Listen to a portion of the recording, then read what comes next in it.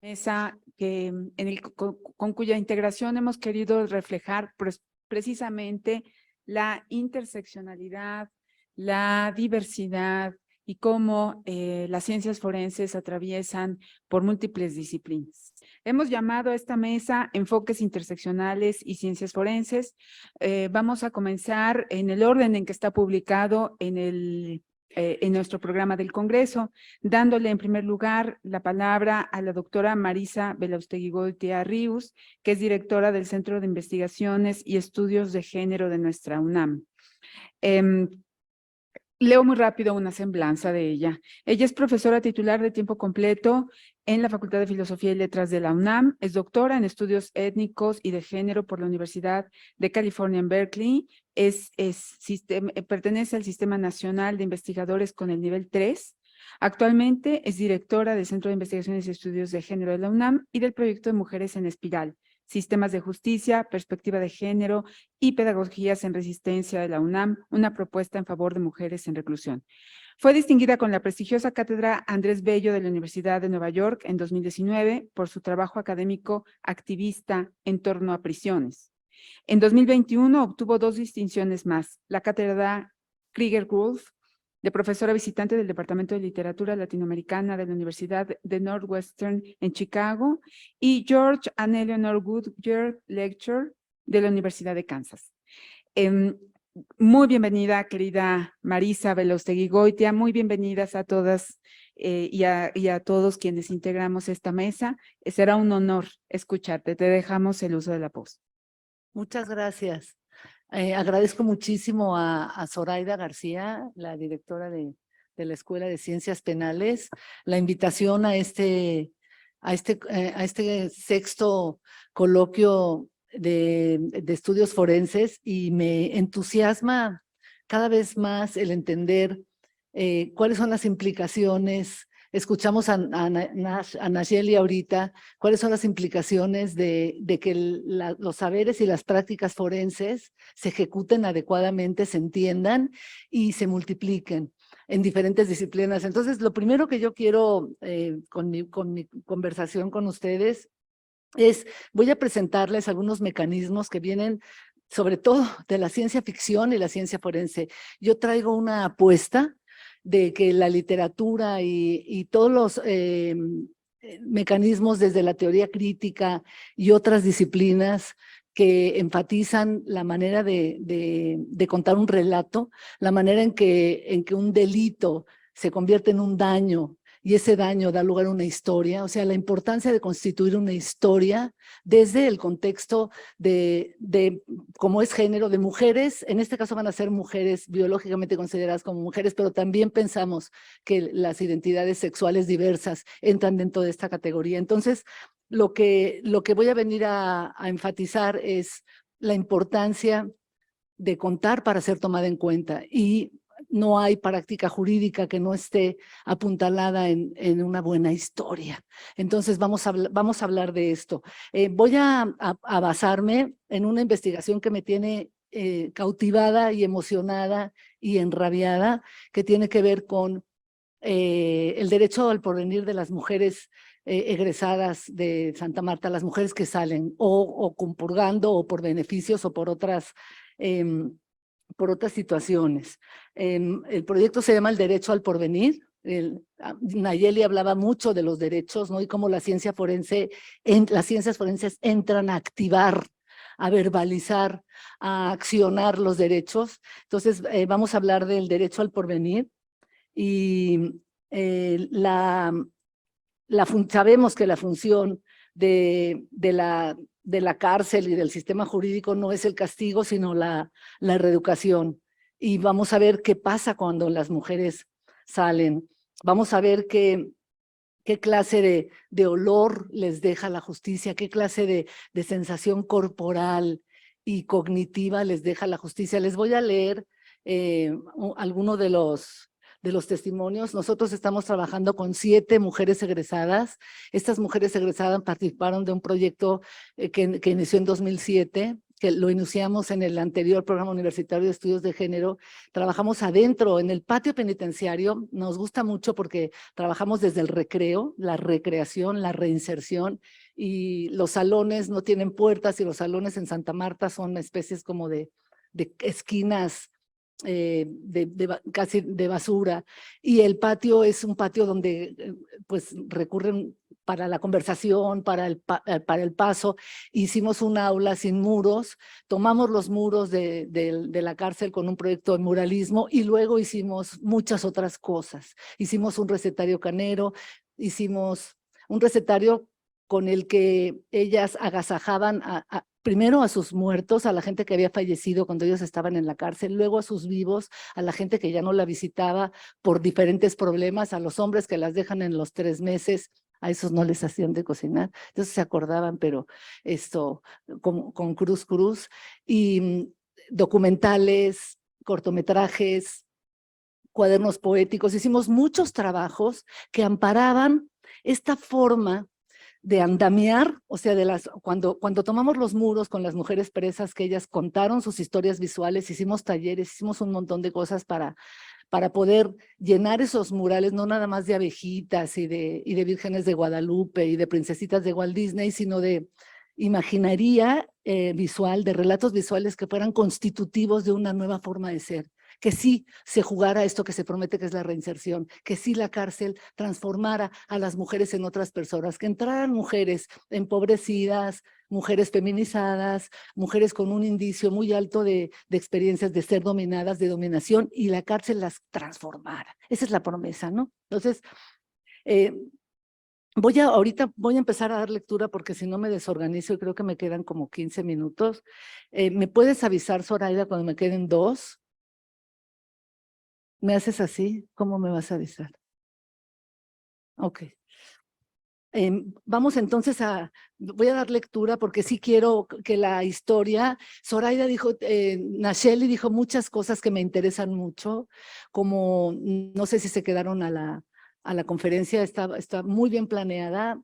Todas las cosas que hizo la ciencia forense en relación con la chica que se suicida, lo que no se podía leer con un tipo de intervención necrológica, que luego entran las ciencias forenses y entran otras maneras de indagar los cuerpos, de preguntar por las heridas, de situar los contextos, de ver quién fue y quién dijo y quién vino, y sobre todo qué pasó, qué fue lo que arrojó, qué había detrás, ¿no? Vamos a ver qué hay delante, vamos a ver el olor con el que se quedan las mujeres cuando salen, ¿no? Porque la cárcel huele. En un fanzine que hicimos sobre olores y sabores de la cárcel, una de las internas decía que la cárcel huele a chicle pisado y quemado. Cuando el chicle le cae el pisado como sucio y le cae el sol, huelan a eso. Pero hay otra de nuestras mujeres con las que estamos trabajando, estamos haciendo un podcast, estamos haciendo más programas de televisión con ellas para que ejerciten esa función de la vocalidad, de la B de boca y D de vocal, de la verbalización, que cuando hablen y cuenten, accionen también, es un enfoque performático, accionen de otra manera sus vidas. A esta mujer que se llama Gabriela, que es a la primera que entrevistamos, nos dice esto sobre lo que...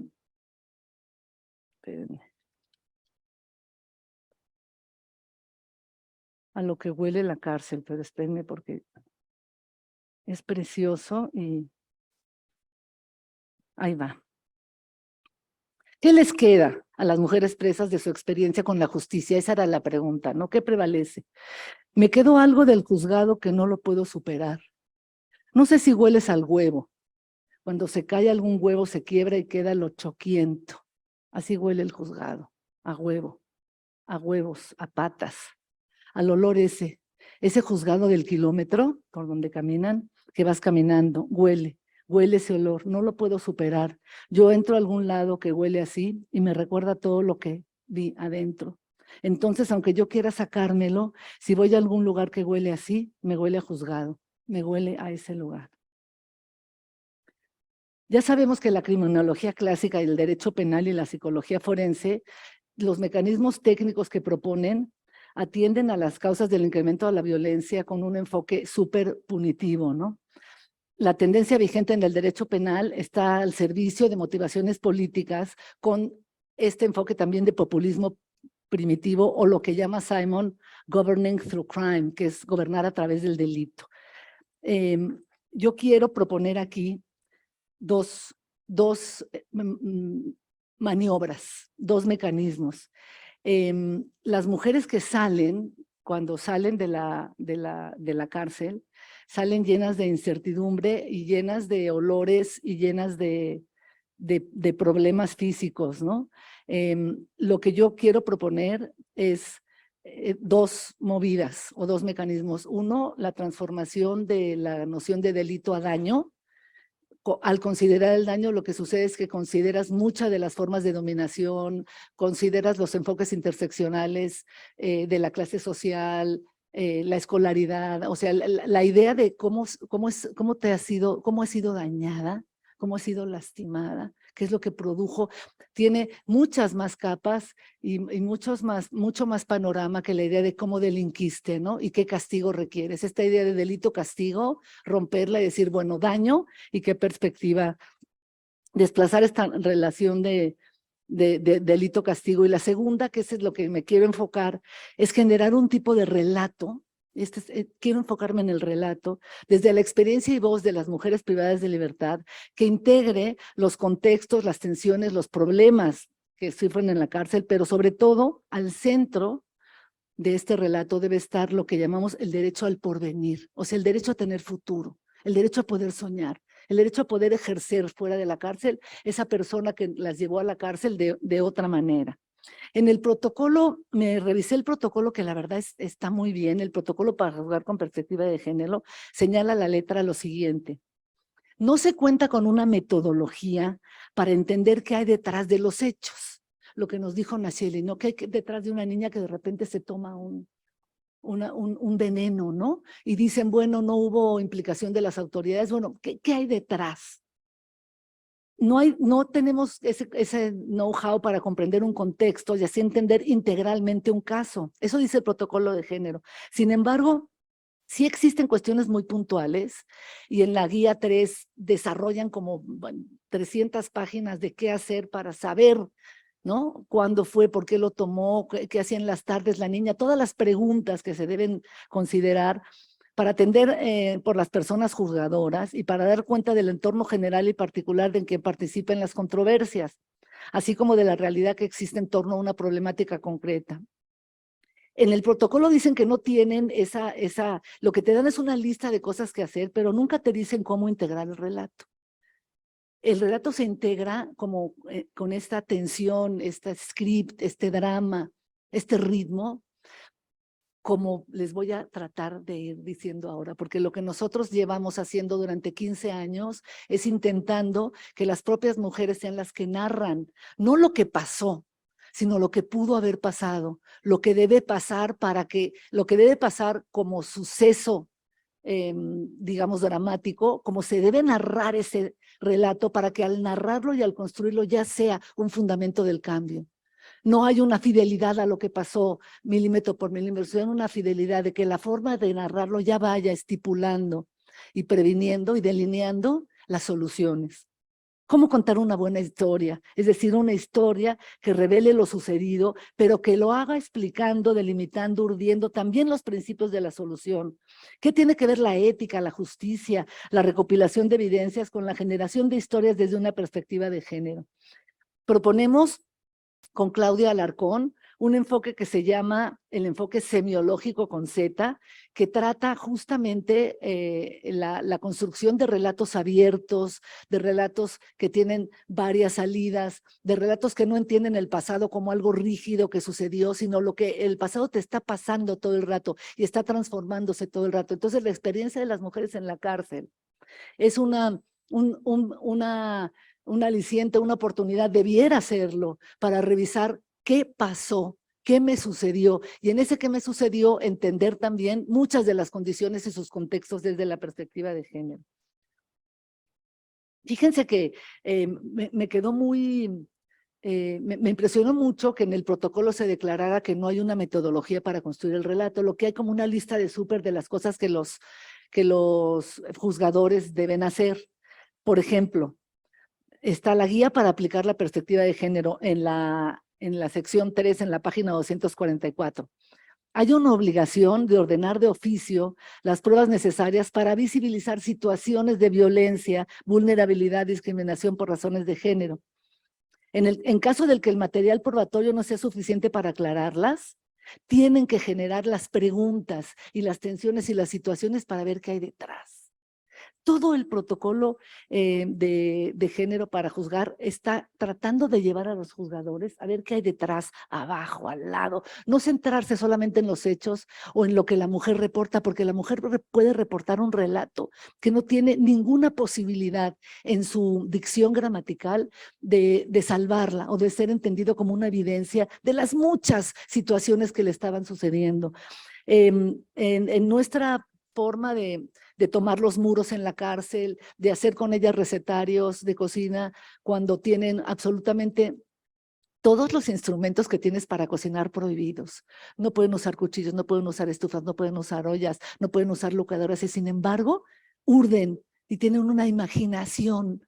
Y una otra cosa importantísima para el relato, un sentido de lo común y de lo colectivo para llevar a cabo una receta y preguntarse quiénes son tus muertos, qué les gustaba comer, qué cumpleaños tienes de alguien que quieras celebrar que no está aquí, que no te ha venido a visitar.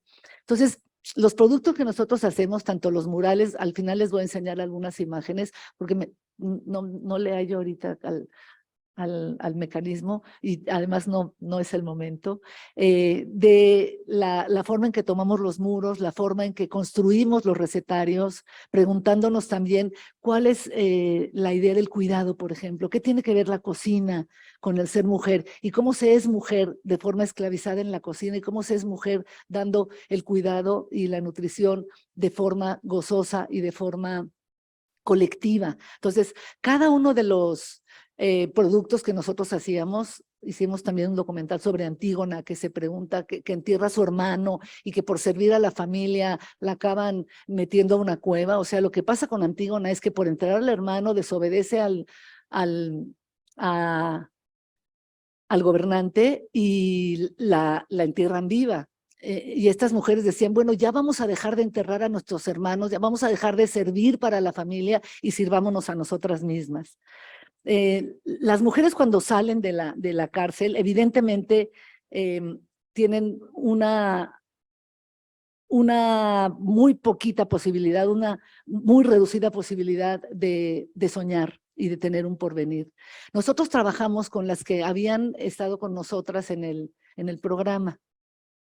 Trabajamos con las que hicieron murales, con las que hicieron fanzines, con las que hicieron el recetario, con las que hicieron documentales, con las que hicieron cortometrajes, con las que hicieron un montón de cosas durante 15 años. Entonces, ellas tenían un poco más de elocuencia cuando las grabábamos, porque habían tenido la oportunidad de entender su pasado y entender su vida como una posibilidad de relatarla, intentando discernir y descubrir las formas en que había indicios y prácticas de dominación, de desigualdad, de una cultura feminizante que la reducía. O sea, desde la perspectiva de género, ¿cómo cuentas una historia cuando conoces que culturalmente has sido determinada para hacer ciertas cosas y te ha sido inhibida la posibilidad de soñar y de idearte un porvenir, ¿no? De salirte del canalito del porvenir?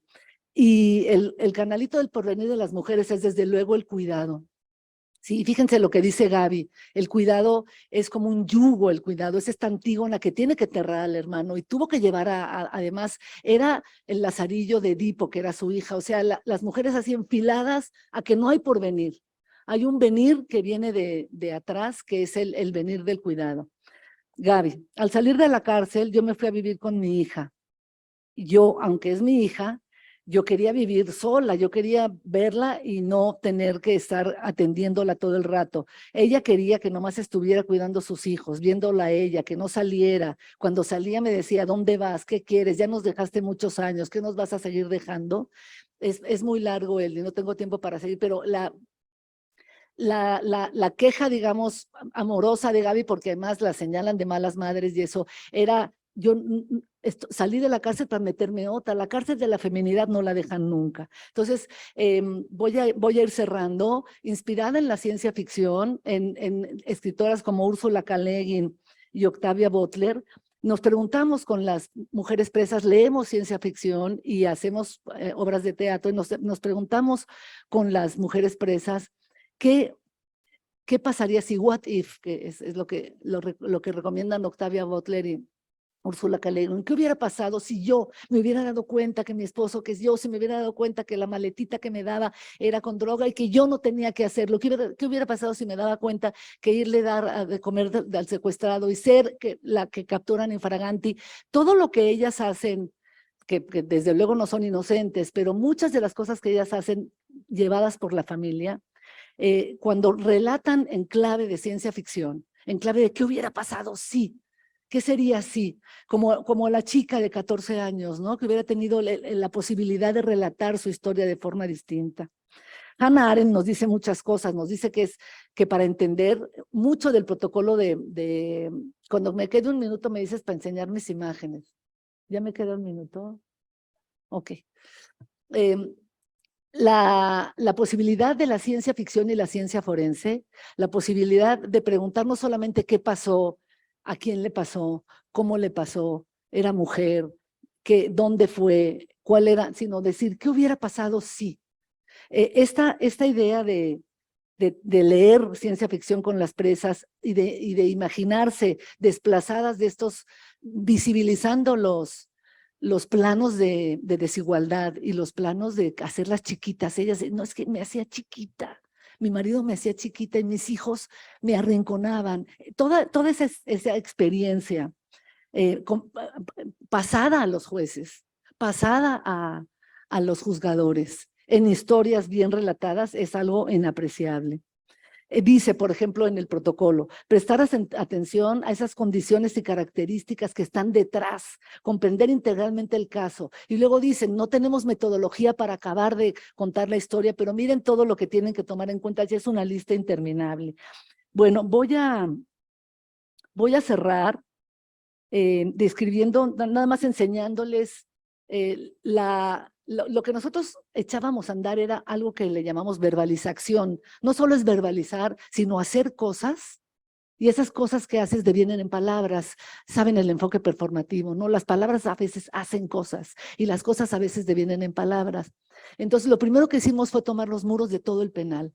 Lo segundo que hicimos fue hacer documentales, hacer guiones, y que ellas hicieran el papel de Antígona y que ellas las llevaran las enterraran vivas por haber hecho algo en favor de la familia y no haber pensado y haberlo hecho pues para las dos, para la familia y para ellas. Voy a enseñarles ahora, y con eso voy a concluir, una serie de imágenes de los productos que hemos hecho, que son, en vez ellas las tienen más o menos 6 o 7 o 8 horas al día, corriendo de un lado para otro, haciendo Vírgenes de Guadalupe de Fomi, chocolate artístico, princesas de Walt Disney, madera country, migajón. O sea, los materiales son materiales para hacer objetos que verdaderamente las feminizan y les sirven, claro, en los días de visita ellas venden estos productos y tienen algo de dinero para comprar el FAB con el que van a limpiar el penal, porque ellas tienen que pagar los insumos para limpiar el penal, además de los suyos. Lo que es muy interesante con nosotras es que cambiamos el foamy por el pincel, por la brocha, por el andamio, por la cámara, por el podcast. Y al cambiar esos materiales, el foamy, la Virgen de Guadalupe y las princesitas de Walt Disney, por Antígona, por un recetario, por la Llorona, que la castigaban también porque fue a perseguir al güerito, al español, y dejó que se ahogaran sus hijos. Todo es las malas madres. Cambiamos el relato, cambiamos las historias, cambiamos el ritmo, cambiamos los materiales, cambiamos las propuestas, introdujimos la UNAM al patio penitenciario y ellas tuvieron esta oportunidad de narrarse a sí mismas. Cuando salieron, las que tomaron el taller fueron requete capturadas por sus familias. Las hijas las culpabilizaban triplemente. Bueno, ya nos abandonaste, ahora nos vas a abandonar todavía más. Y yo me pregunto también de qué les sirvió todo lo que les dimos. O sea, al salir también hay que ayudarlas, no solamente adentro, sino cuando salen, de tal manera que puedan aspirar o respirar un futuro y un porvenir. Hay que abrirles una perspectiva para que puedan soñarse distinto y tener acceso a esto que se llama porvenir. Lo porvenir, lo que a lo mejor no sabes qué es, pero tienes que tener un poquito de tiempo y no correr de un lado para otro y cuidar a los enfermos y dar tu dinero para el hijo diabético o para la niña que ya tiene 3 hijos y los tienes que cuidar. O sea, se les reduce completamente la vida. Les voy a mostrar para terminar los productos que hicimos adentro. Muy brevemente, si quieres verlos pasando, esos son los murales. Nada más una cosa, dale para atrás, por favor. Bueno, ya no, es igual. Ahí, ese mural, si se fijan, tiene algunas mujeres viendo hacia afuera y otras mujeres viendo hacia adentro. Una de las, Gabriela, decía, es que, ¿por qué pintan un mural las mujeres viendo hacia adentro? Yo quiero mirar hacia afuera. Y eso fue el inicio del proyecto de Derecho al Porvenir. ¿Y qué ves afuera? Me dice, no sé, no veo más que un horizonte abierto. Porque justamente las mujeres cuando salen y cuando entran y cuando viven y cuando deambulan, no tienen ningún porvenir. Tienen una visión de túnel que es el cuidado. Si quieres, sígale pasando. Esos son, ahí es súper interesante. Ya me voy a callar, Zoraida, dame un chancecito. Mira, ese código penal con la Constitución es la confianza que tienen las mujeres en las leyes. No tienen confianza en los juzgadores, pero nosotros les metimos junto con Antígona y otras novelas y ciencia ficción el Código Penal. Entonces ficcionábamos casos y ficcionábamos posibilidades con el Código Penal. Y ellas entendían las leyes al decir, ¿qué pasaría si yo pudiera acceder a esta ley y yo pudiera ser anti-Antígona y yo pudiera? Y ahí construíamos también parte de algunos de los instrumentos que después podían serles útiles para salir. La que sigue, y vámonos yendo. Más. Esto se hizo de 2013 a 2008 a 2014, y ahí está, esa es la comida que les dan en el rancho, y todo lo que dice atrás es donde se les atora, ¿no? Todas las enfermedades que les da la comida del rancho. Seguimos. Este fue un recetario que fue verdaderamente una cosa, esa es la comida prohibida, que les venden a lo triple adentro, y estos son los instrumentos, le damos, por favor, esos son los instrumentos que ellas, el cuchillo, seguimos, la tortilla, la estufa, el salero, el agua para el café, y darse la mano, ¿no? Y ellas tenderse la mano unas a otras y construir además esta historia, que es esta historia que les permite mirar más allá de la visión de túnel del cuidado y la feminización y el arranquamiento a una visión de porvenir. Seguimos, si quiere váyale dando, este es el recetario, y ya al final tenemos, no le pare, tenemos, bueno, estas fotos me encantaron porque nos las hizo un especialista de revista, y esta es Antígona. Esta es Antígona, que lo que hicieron al final ante Antígona es construir un mundo para ellas y no la tumba del hermano, sino que la pala esa, ustedes saben que Antígona su símbolo es la pala, ¿no? La pala la hicieron para construirse ellas un mundo mejor. Y claro, esto les duró nada más salir, las capturó la familia. Y ahí la visión de túnel, de cuídame, dame, ya que me dejaste, no me dejes más. ¿Qué vamos a hacer? Gracias.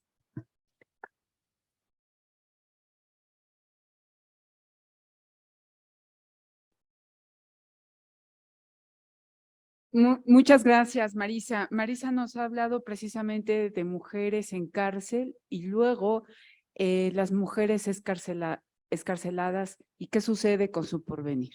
Creo que este es precisamente un tema que muestra la necesidad de los análisis no solo desde lo social, sino también desde todas las demás ciencias que puedan converger.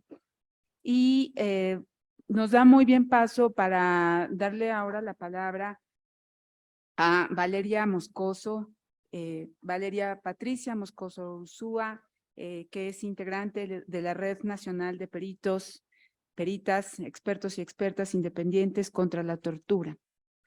Valeria es especialista en trabajo y acompañamiento psicosocial y defensora de los derechos humanos. Es licenciada en psicología y maestra en intervención psicojurídica y forense. Ha trabajado en instituciones públicas y organizaciones de la sociedad civil en México y Chile. Es coordinadora de la Red Nacional de Peritos expertos independientes contra la tortura e integrante del espacio psicosocial por los derechos humanos. Formó parte del cuerpo de especialistas que actualizaron el protocolo de Estambul. Actualmente es integrante del International Forensic Expert Group, docente de diversas universidades, entre ellas en nuestra Escuela Nacional, y consultora independiente en temas vinculados a derechos humanos y trabajo psicosocial. Valeria va a hablarnos de los enfoques interseccionales, las ciencias forenses, específicamente del acompañamiento psicosocial a víctimas de violaciones a derechos humanos. Gracias.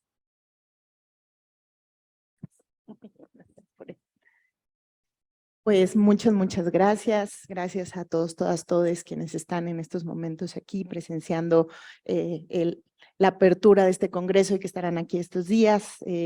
Gracias también a la escuela, a todas las y les colegas que han estado construyendo esta escuela desde la licenciatura y que llevan a cabo este importante espacio, ¿no? Entonces, para mí es un honor estar aquí ahora como parte de la escuela y estar aquí también en la mesa con compañeros, compañeras que también han hecho un trabajo bastante importante dentro o vinculado con las ciencias forenses. Efectivamente, a mí me toca hablar de acompañamiento psicosocial a víctimas de violaciones a derechos humanos, pero quisiera yo como mover un poquito, vamos a partir con una reflexión y de ahí pues plantear algunas cosas y algunas tareas desde lo que es, bueno, entender qué es el enfoque psicosocial y algunas tareas que tendríamos que dar desde las ciencias forenses, ¿no? Y de ahí pues me puse a buscar algunas de las definiciones que tanto en la página de la escuela como en otros espacios se da de lo que son las ciencias forenses. Y en estas distintas definiciones se describen algunos de los objetivos de lo que llamamos las ciencias forenses, que como bien decía Ana Shelly, antes hablábamos de lo forense o de ciencia forense y ahora ya hemos ido multiplicando las distintas especializaciones y dentro de eso podemos encontrar o pude encontrar planteamientos como los siguientes y quisiera como compartirlos para ponerlos sobre la mesa, ¿no? La ciencia forense abarca la clasificación, autenticación, reconstrucción y evaluación de un problema, y en ella convergen muchas y diversas disciplinas científicas con el objetivo primordial de investigar, documentar, explicar y resolver problemas e integrar casos, en ocasiones sumamente complejos que se dirimen en el foro público que es un tribunal. Para cumplir este objetivo, la ciencia forense se vale de indicios, principios, conceptos, leyes, teorías y métodos propios de diversas disciplinas científicas o especialidades periciales. Además de coayudar con la procuración y la administración de la justicia, el conocimiento generado por la investigación forense puede contribuir a diseñar estrategias racionales de prevención de los delitos, así como guiar el diseño y la implementación de políticas encaminadas a resguardar la seguridad pública y ciudadana. La ciencia forense se desarrolla en un campo interdisciplinario construido por el conglomerado de herramientas analíticas disponibles de las distintas ciencias y técnicas para su aplicación en la labor de asociar personas, lugares y situaciones involucradas con hechos controvertidos en el ámbito judicial, cuestionados en el ámbito forense, en que las partes, abogados, fiscales y jueces no cuentan con la experticia necesaria para hacerlo, de manera de coayudar en la investigación y persecución del delito con las instituciones de procuración y administración de justicia. Me imagino que muchos por acá ya han escuchado, han machacado e incluso han escrito muchos de estos objetivos en distintos documentos de lo que es la o las ciencias forenses. Pero dentro de estas descripciones hay varias palabras eje que me parece que son importantes y que deberíamos volver a traer para tomar en cuenta. Por ejemplo, la palabra ciencia o ciencias o disciplinas científicas, la palabra técnicas, herramientas analíticas, casos, indicios, principios, conceptos, leyes, teorías, métodos, instituciones, procesos de procuración y administración de justicia, estrategias racionales, delito, persecución, prevención. Todos estos elementos no son solo relevantes, sino que también son fundamentales cuando hablamos de las ciencias forenses. Claro que sí. Sin embargo, me preguntaba cuando leía esto, ¿son suficientes? ¿Dónde está lo humano en estas perspectivas de las ciencias forenses? ¿Dónde lo colectivo? ¿Dónde radica los análisis contextuales, situados de estos casos? Y lo pongo entre comillas. El cuestionamiento sobre los factores que originan esto, ¿dónde está? ¿En qué parte de este conglomerado de herramientas politizamos? ¿En qué parte nombramos? ¿En qué parte transformamos las estructuras mismas que son las que sostienen estas violencias, más allá de si son o no son un delito? Y ojo, que no estoy diciendo que estos aspectos no estén presentes en los procesos formativos, que no estén presentes en las ciencias forenses, pero ¿estamos dándole la importancia que realmente requieren? ¿Cómo y desde dónde vemos a las personas en estos procesos de investigar, documentar, explicar y resolver problemas? ¿Cómo vemos a las personas como objetos de estudio, como tradicionalmente se ven las ciencias, o como sujetos agentes, como seres humanos con dignidad y derechos? ¿Estamos realmente valorando estos otros elementos de manera adecuada frente al enorme peso que adquiere lo técnico y lo científico en las ciencias forenses? Y más aún, ¿estamos cuestionando estas ciencias desde su base, desde sus postulados? ¿Estamos postulando la supuesta neutralidad y objetividad que nos han vendido las ciencias históricamente, o estamos aceptándolas tal y cual se nos están enseñando, o tal y cual se nos enseñaron a nosotros y nosotros también en la docencia las transmitimos? Todas estas preguntas deben ser tomadas en cuenta a la hora de estudiar y de ejercer en el ámbito forense desde el día 1, pues serán justamente estas reflexiones las que van a marcar qué tipo de profesionales queremos y vamos a ser. Y qué tanto desde nuestro saber, desde nuestra labor forense, podemos realmente aportar a los cambios estructurales que la sociedad requiere y que van incluso más allá de la investigación del delito. En este sentido, un primer punto a considerar aquí es la necesidad de entender las propias ciencias forenses como un proceso más complejo e integral, ¿no?, que se mueve siempre, al menos, en dos espacios o niveles y que inevitablemente se movilizan de forma paralela. No se pueden desarticular uno de otro. Por una parte está este nivel donde se encuentra claro la teoría y la técnica científica fundamental, ¿no?, así como los procedimientos jurídicos en los cuales se enmarca, porque al fin y al cabo estamos en este espacio del foro, del tribunal, ¿no? Pero por otra, nos topamos también con el nivel donde se incluyen todos los aspectos psicosociales que competen a las personas, a los grupos y a las sociedades, de personas a nivel individual y colectivo y de todas las comunidades y entornos sociales de los cuales formamos parte. Y de aquí entonces que no es posible mirar a las ciencias forenses como mero procedimiento técnico o procesal, pues además de aportar, sí, claro, pruebas objetivas a la justicia, un objetivo importante, nodal, ¿no?, también las ciencias forenses posibilitan cosas como el reconocimiento y la restitución de los derechos de las personas. También se enmarcan, por ejemplo, en procesos de verdad que aportan al derecho de las personas a saber por qué han pasado las cosas que han pasado y cómo han pasado las cosas que han pasado, ¿no?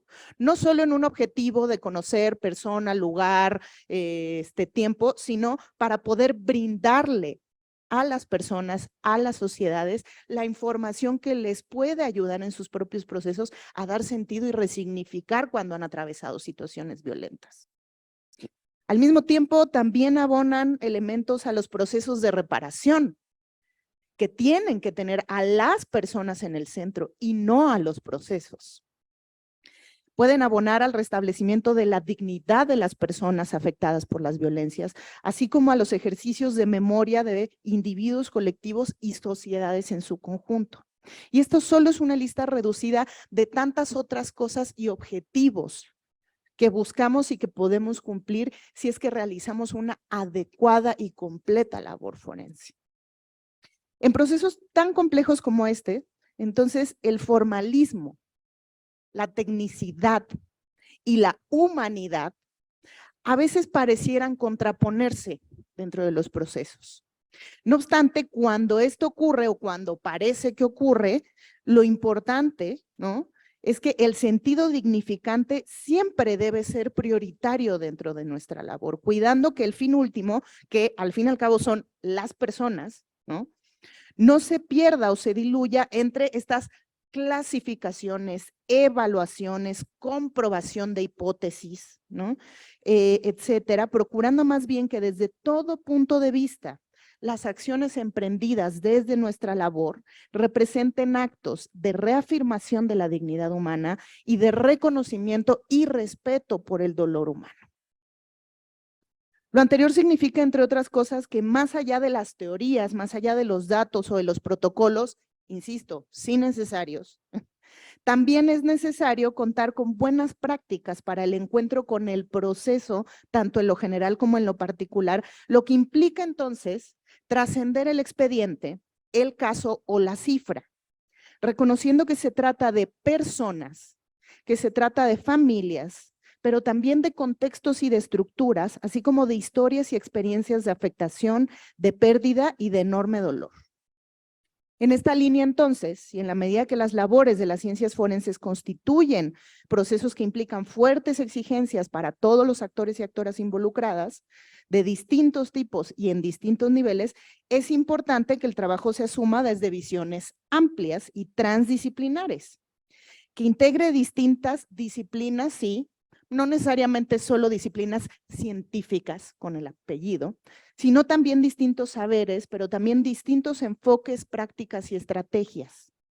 Entre estas, la perspectiva psicosocial tendría que estar a la base sí o sí del trabajo forense, así como otros importantísimos enfoques al mismo nivel, como el enfoque de género, la interseccionalidad, el enfoque de derechos humanos, la decolonialidad, la mirada de la salud colectiva, de la medicina social, etcétera, etcétera, etcétera. Pero entonces, ¿de qué hablamos cuando hablamos de una perspectiva psicosocial? Ahora sí. Cuando hablo de psicosocial o cuando hablamos de lo psicosocial, y cierto es que no hay una definición única, monolítica, inamovible de lo que es psicosocial, sino que es una mirada que ha ido evolucionando y alimentándose, enriqueciéndose con los años. Pero, ¿qué son los ejes centrales? Bueno, se trata de esta mirada, cuando hablamos de una perspectiva, hablamos de una perspectiva epistemológica. Hablamos de una forma de pararse en el mundo, de entender, de ver el mundo y desde ahí actuar en el mundo, Son estos lentes que nos colocamos para poder mirar lo que está a nuestro alrededor. Y cuando hablamos de los lentes de lo psicosocial, hablamos de esta mirada integral que reconoce lo más básico, que hay una relación dialéctica, es decir, de ida y de regreso, de co-construcción, entre los distintos factores que componen a las personas, biológicos, físicos, psicoemocionales, cognitivos, etcétera, pero también los factores relacionales, los vínculos con otras personas, con otros sistemas, con otros círculos, tanto de individuos como de grupos, pero también distintos aspectos y contextos sociales, económicos, con lo cultural, con las tradiciones, con lo político, etcétera, donde las personas se desenvuelven. Es decir, nos co-construimos de manera dialéctica con todo lo que está a nuestro alrededor y en nuestro interior. Esto es la base, la premisa del enfoque psicosocial, es decir, no podemos entender a las personas o las problemáticas de manera aislada o incluso a las problemáticas sin entender que son problemáticas que radican en seres humanos, Este enfoque entonces no solo humaniza, nos lleva, nos interpela a humanizar los distintos procesos, sino que además nos extrae el foco de lo individual, de lo biomédico y de lo patológico. Es decir, dejemos de mirar las problemáticas, con las que nos topamos como situaciones patológicas, enfermedades o trastornos, fallas o faltas internas, sino más bien materialización de situaciones contextuales dentro de las cuales estamos viviendo. Respuestas a las violencias en las que estamos insertos e insertas. En ese sentido, esto nos permite hacer análisis más completos e integrales que cambian de foco, que nos permiten comprender y relacionarnos mejor con las personas y de ahí entonces con los procesos, y asimismo, cuando hablamos de personas que han sido atravesadas además por distintos tipos de violencias, y aquí me refiero no solo a víctimas, sino personas agresoras, ¿no? Reconoce afectaciones, pero también reconoce recursos. De ahí también la integralidad. Y reconoce que las personas somos mucho más allá de las violencias experimentadas, ¿no? Tanto a nivel individual como colectivo, y además nos permite y nos invita a situar, pero también a politizar dichas violencias, permitiendo entonces comprender los espacios donde estas ocurren, pero además y sobre todo las estructuras que las sostienen y que las perpetúan. La perspectiva psicosocial entonces nos permite desarrollar mejores procesos, no solo de investigación desde distintas disciplinas como las ciencias forenses, sino que además a desarrollar mejores procesos de acompañamiento y de coadyuvancia, constituyéndose como una postura transversal que va mucho más allá de la profesión, de la disciplina o de la labor. No se confundan que cuando decimos psicosocial entonces le corresponde a psicólogos, no va por ahí, ¿no? Sino que debiera convertirse en un eje rector de la labor forense, ¿no? En general, pero si estamos hablando en este congreso, pues de la labor forense. Y bueno, para ir cerrando, ¿qué quiero decir cuando hablo de acompañamiento, ¿no? Cuando me refiero a acompañamiento y especialmente a un acompañamiento con enfoque psicosocial, no apunto a una psicoterapia, de nuevo. No apunto tampoco y no apuntamos desde este enfoque a procesos asistenciales o a ejercicios paternalistas donde somos nosotros desde arriba quienes vamos allá hacia abajo a instalar cosas, ¿no? Sino que hablamos de construcciones conjuntas, ¿no? No se trata de las tradicionales relaciones de poder clientelares centradas en el control y a veces incluso en el ámbito forense la desconfianza con la persona que nos está hablando o con la que estamos vinculándonos, sino que hablamos más bien de la construcción de espacios orientados a la horizontalidad, marcados por la dignidad y el respeto, en los que entendemos que existen dos o más sujetos, sujetas, en relación, y donde si bien en este caso la tarea es investigativa, la labor profesional debe regirse siempre por la premisa de acción sin daño. Estemos hablando con quien estemos hablando, ¿no? Se trata de que sea cual sea la tarea o el punto del proceso en el que intervenimos, hablando de las ciencias forenses, nuestro trabajo incorpore siempre estos análisis integrales, así como una serie de habilidades tales como la empatía y la escucha activa, reconociendo la vivencia de las personas y la historia y la experiencia de las personas. Las que se encuentran de por sí en procesos que inevitablemente les van a generar o abrir heridas y que suponen una serie de enormes sobreexigencias. El acompañamiento entonces debe de posibilitar el reconocimiento, la dignificación y el ejercicio de los derechos, sosteniendo y apuntalando a las personas en momentos de alta vulnerabilidad, que es generalmente cuando vamos a trabajar con estas. Dentro de los procesos de acompañamiento con un enfoque psicosocial, especialmente además enfocado a tareas de las ciencias forenses, buscamos establecer al menos dos vínculos. Uno, entre la experiencia de violencia que atraviesa la persona y la experiencia potencialmente reparadora y o transformadora que nos pueden brindar los procesos de investigación y procuración de justicia bien hechos, ¿no? Y otro vínculo entre la experiencia de afectación de los actores involucrados, pero además los distintos recursos o fortalezas que estos también poseen, no viéndolos desde una victimología hegemónica ni desde una mirada paternalista. De aquí entonces que la comprensión de las afectaciones vinculadas a los distintos tipos de violencia va a ser fundamental. Hagamos la ciencia forense que hagamos, necesitamos comprender las afectaciones, saber los impactos de las violencias para poder acompañarlas, ¿no? Independiente de la especialidad forense a la que nos desarrollemos, entendiendo aspectos como la salud, los impactos psicosociales y otros, como algo que va más allá del tradicional binomio de salud-enfermedad, y que las respuestas y reacciones de las personas involucradas en violencias y procesos de procuración de justicia también debe verse desde una lente siempre contextual y situada, reconociendo que muchas de estas respuestas son normales a situaciones externas que son anormales y que sus efectos además van mucho más allá de lo individual, lo físico orgánico, lo patológico, impactando además de manera amplia a nivel individual, familiar, social y comunitario, ¿no? Finalmente, y ahora sí ya voy a cerrar, también yo. Espérenme. Y reconociendo, bueno, esto es parte de la interseccionalidad del acompañamiento y de nuevo no me estoy refiriendo particularmente a víctimas de violaciones a derechos humanos. Hay diferencias importantes ¿no? En cuanto a la comprensión, no al nivel de dolor ni a la gravedad. Aquí es importante también quitarnos el dolorímetro. Es más importante una violación de derechos humanos que un delito. Es más importante tal violación que tal otra. Es más importante algo que es delictivo que es violencia. Al fin y al cabo, hablo de violencias y que jurídicamente pueden estar tipificadas, ¿no?, en un determinado tipo penal, pero eso depende de los sistemas y de los contextos y de los grupos de poder que decidan qué es y qué no es delito, ¿no? Al igual que las violaciones a derechos humanos, son conceptos jurídicos, ¿no? Pero cuando estoy hablando de la interseccionalidad de lo psicosocial centrémonos en las personas. Por supuesto que sea delito, violencia o violación a derechos humanos nos va a permitir entender que hay configuraciones distintas de daños y afectaciones, pero no que son mayores o menores, no va por ahí. Y entonces en esta integralidad es donde está la interseccionalidad, ¿no? En esta comprensión desde distintos lentes y desde distintos enfoques que pongan a las personas y sus contextos en el centro, pero además que nos permitan politizar y entender de dónde vienen estas violencias, ¿no? Quisiera nada más entonces decir que junto con esto, pero también reconociendo que las personas y equipos trabajan y que trabajamos investigaciones forenses, también somos actores y actoras relevantes.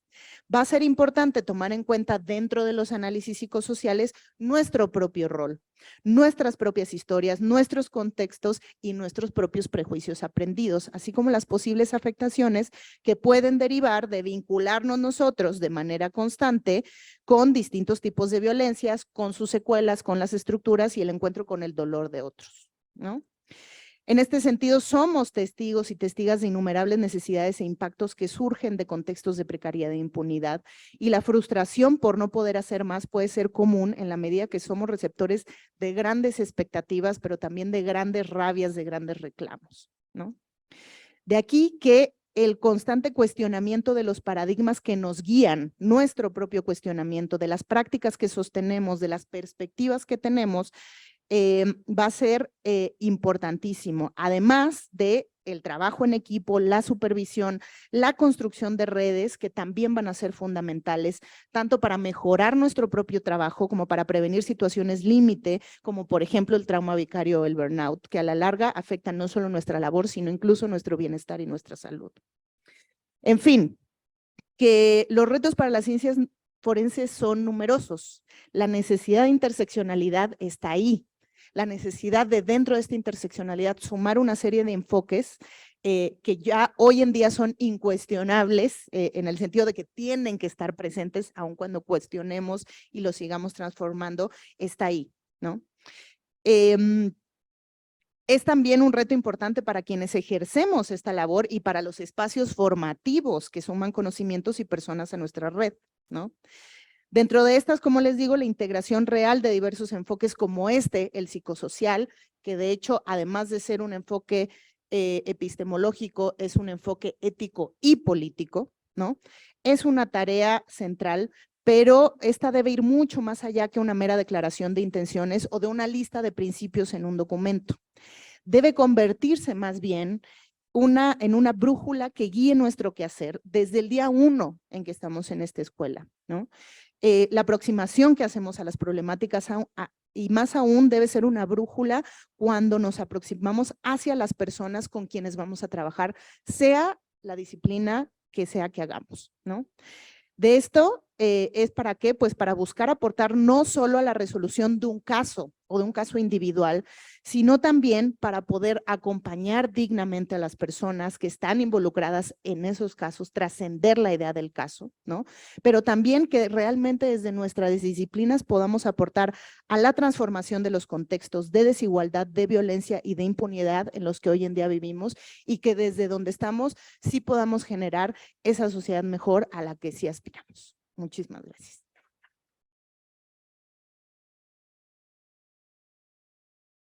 Muchas gracias a la maestra Valeria Moscoso.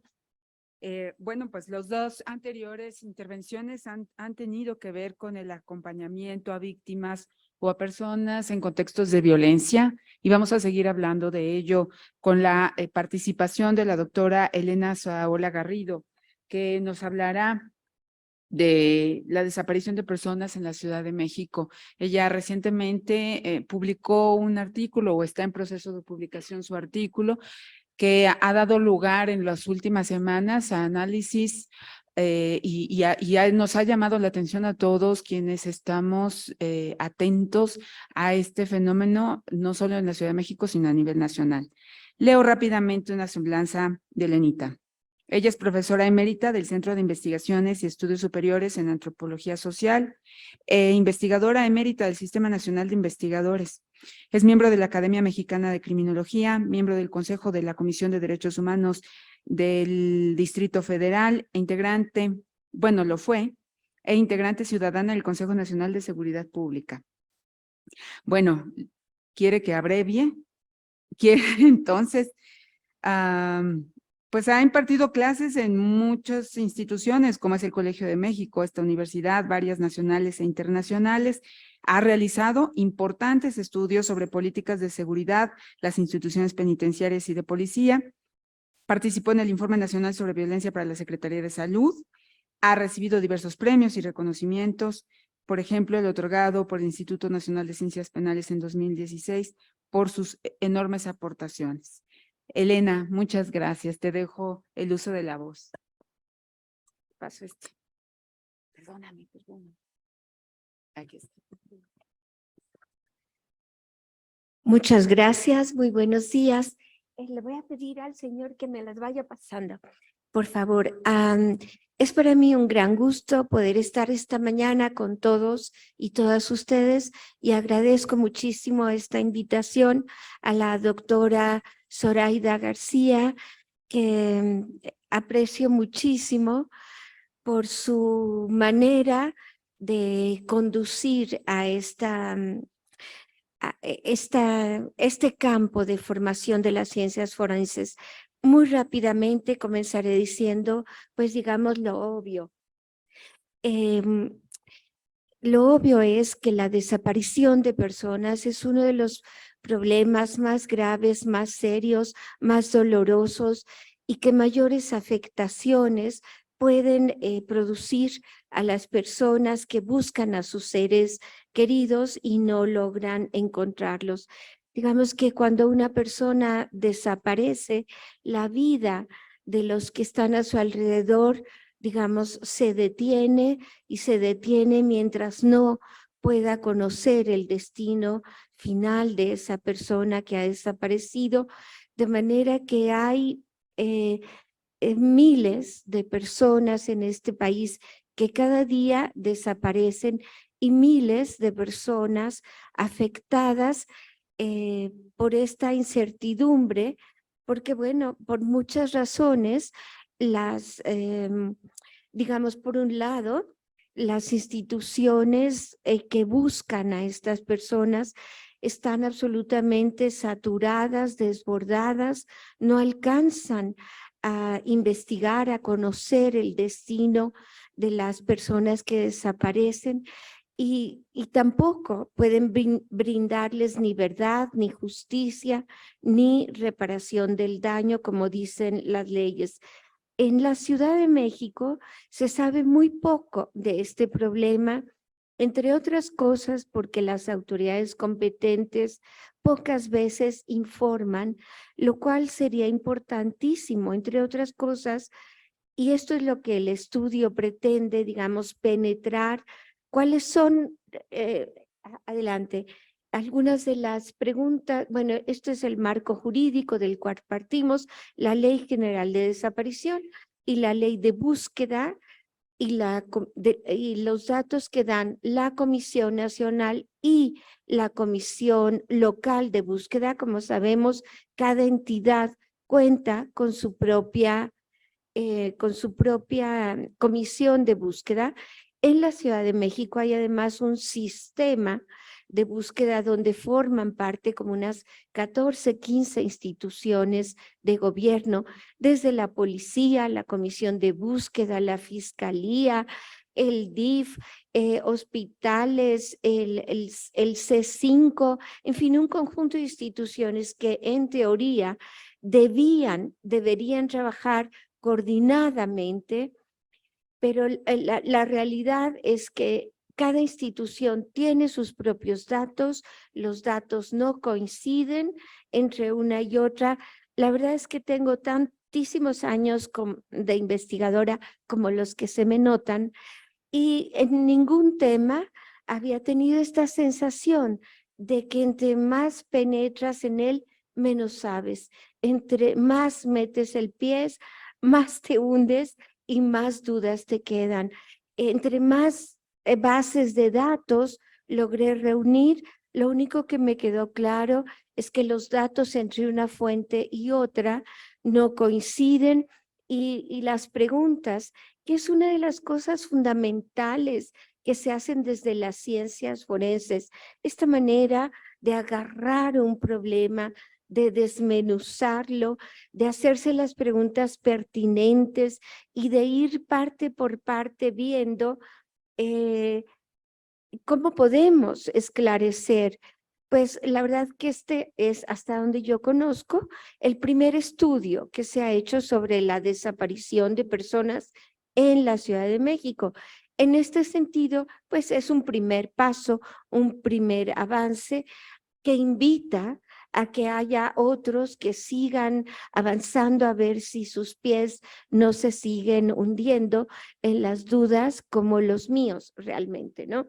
Entonces, las preguntas que nos hicimos adelante, las preguntas que nos hicimos son: ¿por qué desaparecen? ¿Cuántos desaparecidos hay? ¿Dónde están? ¿Quiénes son las personas que desaparecen? ¿Cuáles son los obstáculos que existen para encontrarlos y encontrarlas? ¿Y qué podría ayudar a su localización?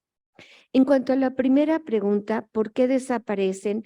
Diríamos de manera muy general, aquí hablando en general del país, que, digamos, la desaparición no es un problema nuevo.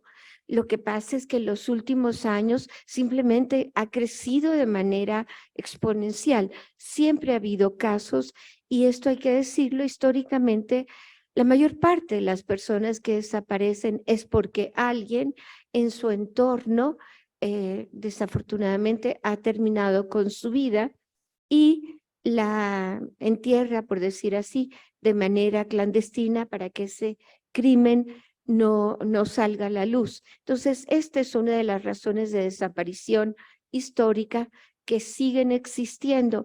En el estudio que yo hice encontré 18 posibilidades, sin que para nada pretenda agotarlo, de diferentes casos por los que las personas desaparecen. Pero a partir de 2009, en el país, este crecimiento del tema de desaparición tiene mucho que ver con la guerra en contra del narcotráfico, las desapariciones forzadas que ocurren a manos de autoridades y también las desapariciones que son a manos del crimen. Pero en la Ciudad de México este fenómeno es distinto. No estamos aquí tanto en esos enfrentamientos entre autoridades y grupos criminales, aunque sí hay personas que desaparecen por acción de grupos criminales. El escenario en la Ciudad de México se complica porque además de estos tipos tradicionales de por qué desaparecen las personas, se van añadiendo nuevos tipos, y unos de estos y son los que conviene estar muy alertas, muy atentos, y las autoridades deberían estarnos informándonos todo el tiempo de esto para poder prevenir.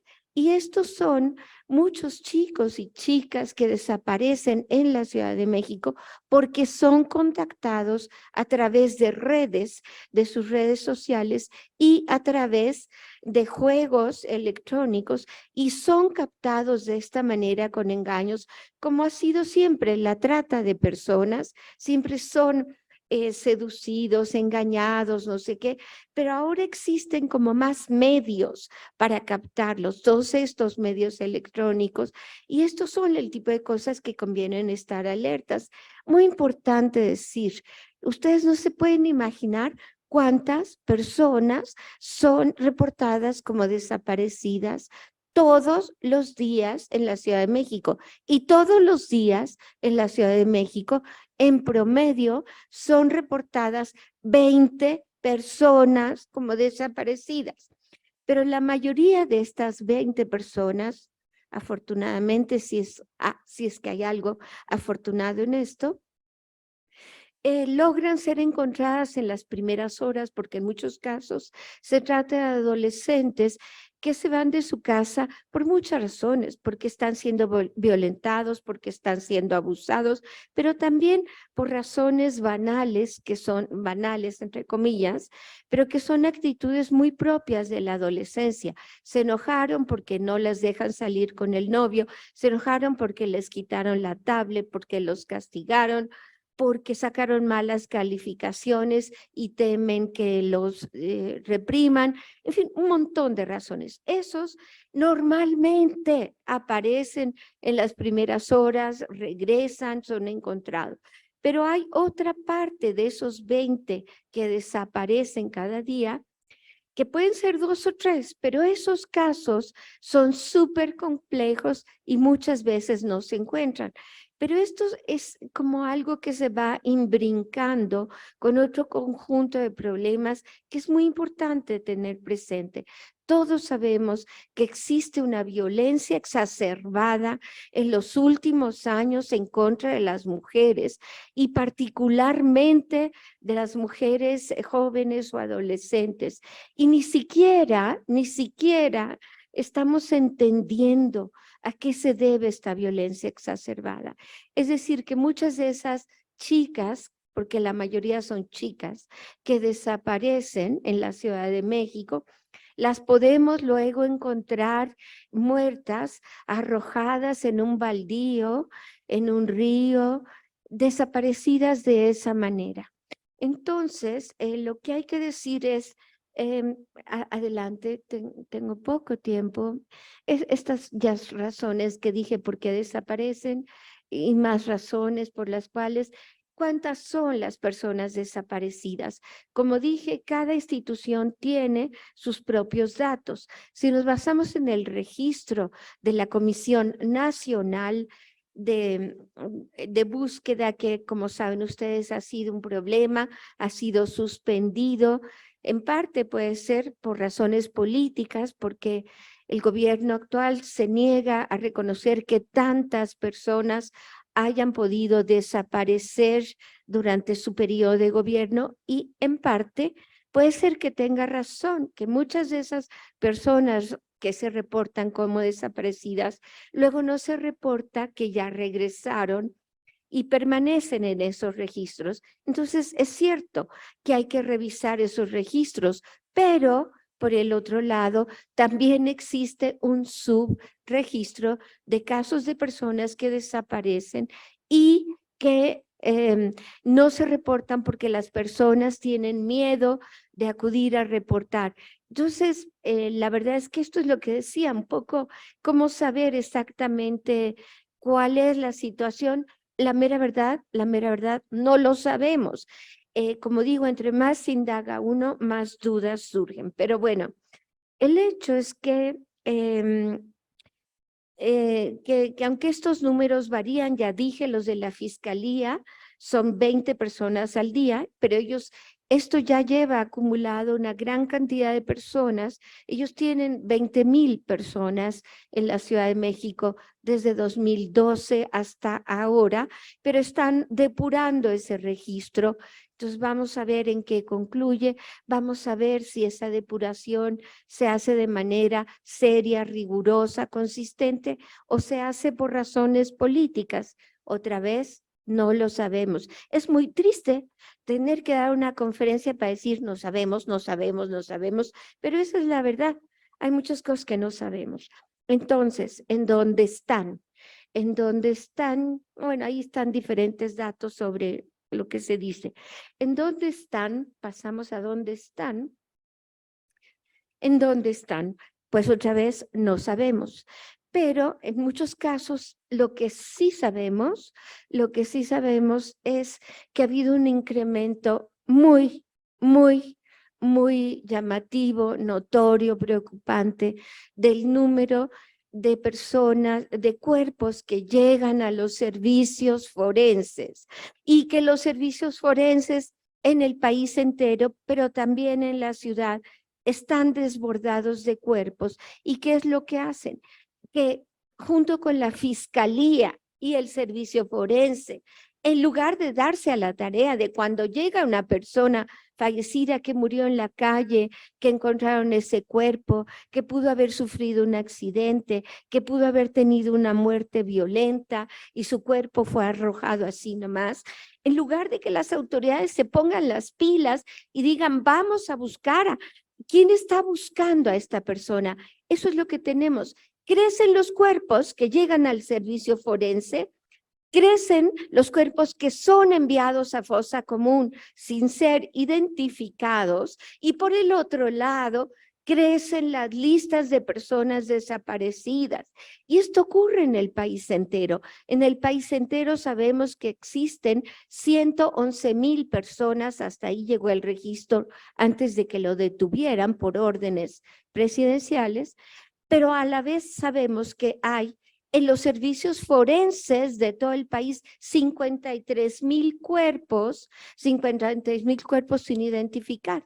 Bueno, en la Ciudad de México, este es un dato pavoroso que debe preocuparnos a todos y movilizarnos. 2.4 cuerpos en promedio se han ido a la fosa común diario. 2.4 cuerpos van diario a la fosa común porque no les da tiempo, porque no ponen el interés, porque no tienen la capacidad, por las razones que ustedes gustan, pero esas personas, alguien las está buscando y están en la fosa común. Es ahí en donde están muchas personas. Luego, tengo que apurarme. Pues sí, también otra cosa que no sabemos es el número de homicidios, porque algunos de esos cuerpos tienen señas de haber sido muertos por violencia, pero no checan los números de las autopsias que se hicieron en el servicio forense. Se hicieron cierto número de autopsias que dicen hay tantos fallecidos de manera violenta, pues esos no checan con los que reconoce el INEGI ni con lo que reconocen. Entonces, otra vez, ¿cuántos homicidios hay en la Ciudad de México? Bueno, si les preguntan a los que hacen campañas políticas, se han reducido enormemente. La verdad es que eso claramente no es así. Y hay muchas personas que han sido fallecidas de manera violenta y que no están siendo reportadas, entre otras cosas, y es aquí donde hay mucho por hacer desde las ciencias forenses, porque las actas de defunción no se llenan correctamente. No queda claro, aunque dicen sí, puede haber muerto de manera violenta, no contienen todos los requisitos que establece la ley y que convenzan al INEGI de reportarlo como un homicidio. Entonces es un poquito curioso. Quien hizo la autopsia dice, esta persona murió violentamente, y el INEGI dice, no, el acta no me deja claro eso. Pero bueno, el tema es que en la Ciudad de México han crecido un 400% el número de personas desaparecidas en estos últimos 4 años. Y no conté los últimos 4 años, por cierto, por ser este periodo de gobierno, no tengo razones políticas para hablar de este tema, ni a favor ni en contra, sino porque en 2019 se creó la Comisión de Búsqueda a nivel local.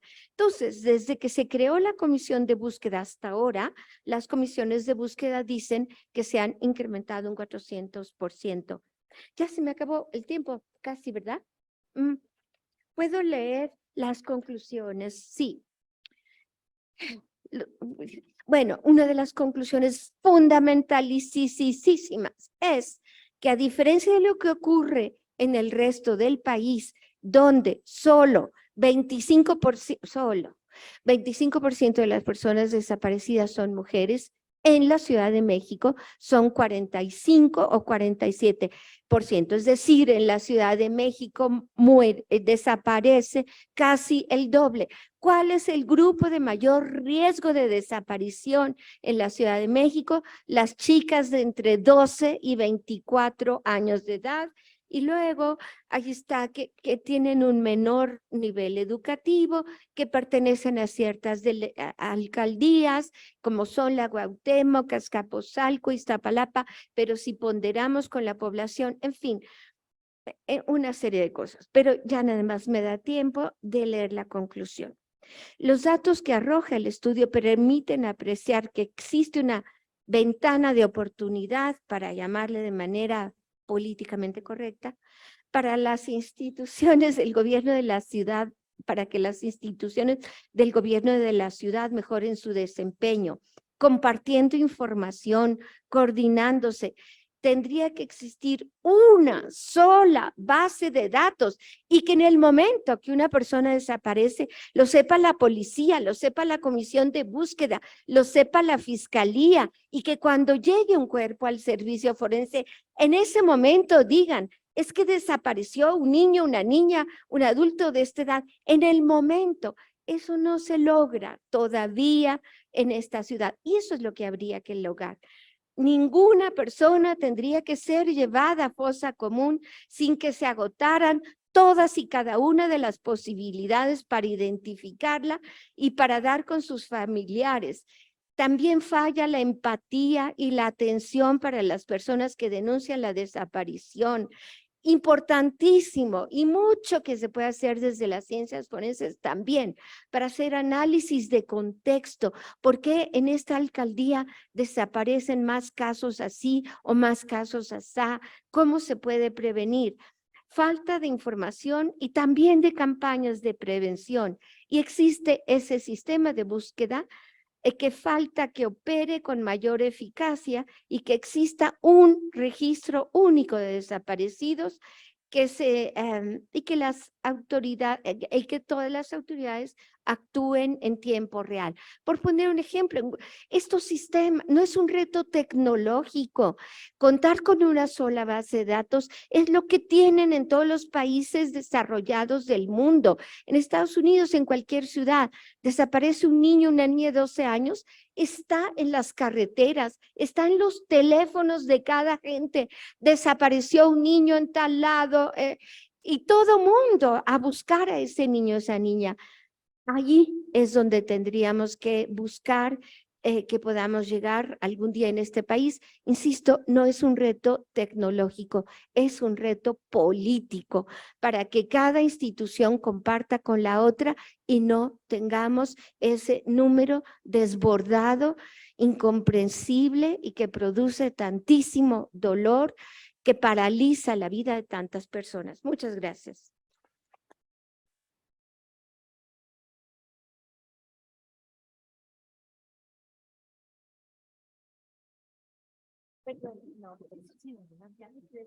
No, es que los recursos son, los tenemos limitados en esta mesa.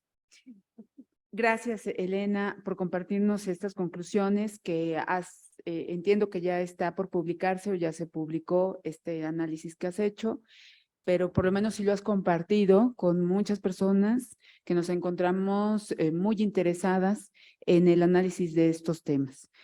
Como integrante de la del Consejo Ciudadano de búsqueda de esta ciudad, pues tú hiciste este emprendimiento, un emprendimiento que yo aplaudo, personalmente lo aplaudo, porque creo que es serio, meticuloso, que no estamos repitiendo frases comunes, como es, nos hacen falta bases de datos, es cierto, nos hace falta tomar más medidas respecto de este tema en cuanto a lo forense, en cuanto a intenciones políticas. Creo que estas cifras revelan lo que estamos viviendo en la ciudad más importante de nuestro país, ¿no?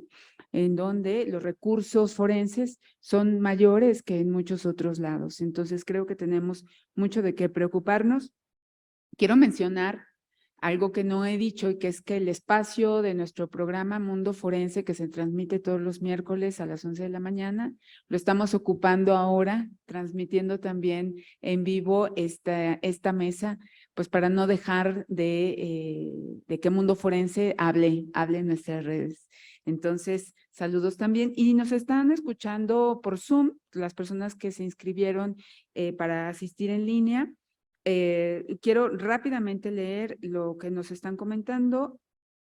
Aureliano Ramos dice, la crisis forense, además de todas las razones mencionadas, es la falta de personal profesional especializado, insumos para poder llevar a cabo una identificación pronta. Nayeli Hernández dice, el gobierno mexicano no brinda el suficiente apoyo y como bien dice Aureliano, los insumos y la falta de personal profesional realmente capacitado es muy escaso. Y bueno, con esto vamos a dar paso a la siguiente y última presentación en esta mesa, que está en manos del doctor José Antonio Álvarez León, que viene de la Facultad de Estudios Superiores Acatlán, de nuestra universidad. El doctor es doctor en Derecho por parte de la UNAM, es profesor titular adscrito al programa de Derecho y Política Criminal en la Facultad de Estudios Superiores Acatlán. Obtuvo su licenciatura en Derecho con especialidad en Ciencias Penales y Criminológicas en la Universidad Autónoma Metropolitana. Continuó su formación académica a nivel internacional realizando un máster internacional en Constitución y Derechos en la Universidad de Barcelona. También obtuvo una maestría en Política Criminal por la UNAM. Su búsqueda constante de conocimiento también lo llevó a realizar un postdoctorado en el prestigioso Instituto de Investigaciones Jurídicas de la UNAM. Ha desempeñado un papel fundamental en la formación de futuros profesionales del derecho. En la Facultad de Derecho de nuestra universidad, en la FES Aragón, en la FES Acatlán y en otras universidades estatales. Ha participado en programas académicos y de formación tanto a nivel nacional como internacional. Así es autor de 3 libros, ha contribuido en muchas publicaciones, en artículos, en revistas arbitradas y de difusión. En su desempeño profesional, bueno, trabajó como agente del Ministerio Público Federal, adscrito a control de procesos y más recientemente fue consejero técnico en la FES Acatlán y miembro de la comisión dictaminadora en nuestro Instituto de Investigaciones Jurídicas. El doctor cerrará esta mesa hablando sobre las ciencias forenses y la política criminal. Muchas gracias. Buenos días. Saludo con mucho gusto y respeto al amable auditorio que hoy nos acompaña. Por supuesto, a la doctora Patricia, a la doctora María Elena, a la doctora Marisa, que nos acompañan en esta mesa. Y doy mi sincero agradecimiento a la doctora Zoraida García por su amable atención, por invitarme a esta mesa, por abrirnos Ciudad Universitaria a las FES, que luego estamos por allá como un poco aislados. Le agradezco infinitamente, por supuesto, a la doctora Anaí Rodríguez, amiga también conocida de la FES. Bueno, vamos a entrar en materia porque el tiempo es breve. Me toca abordar un tema que parte desde el punto de vista de la política criminal. Y voy a hablar de la política criminal con relación a las ciencias forenses y las pruebas, porque, como diría un viejo amigo, el doctor Luis González Plasencia, es un tema donde parece que todo es un pathos melancólico, ¿no?